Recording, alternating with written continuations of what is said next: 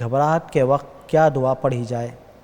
الجواب بعون الوہاب، یعنی لوگوں میں بے چینی ہے، کبھی کبھی گھبراہٹ بہت زیادہ بڑھ جاتی ہے، تنہائی میں ہوتے ہیں یا ساتھ میں ہوتے تو بے چینی بہت زیادہ، گھبراہٹ بہت زیادہ ہے۔ اسما بنت امیس رضی اللہ تعالیٰ عنہ کہتی ہیں کہ نبی صلی اللہ علیہ وسلم نے ان سے کہا کہ انتہائی پریشانی میں اور انتہائی تکلیف میں اور گھبراہٹ میں یہ دعا پڑھنا۔ وہی دعا ناظرین آپ کے لیے بھی ہے، بھائی نے جو پوچھا اس کے لیے بھی ہے۔ سنن ابی داؤد کتاب الصلاح حدیث نمبر 1525، دعا یاد کر لیے، میں 2-3 بار ریپیٹ کروں گا۔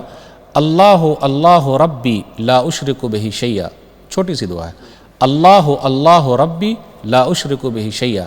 ایک مرتبہ اور پڑھ دیتا ہوں، اللہ اللہ ربی لا اشرک بہ شیئا۔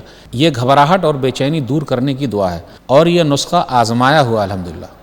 ھذا ما عندی واللہ اعلم بالصواب۔ مرسی ٹی وی، پیغام رحمت۔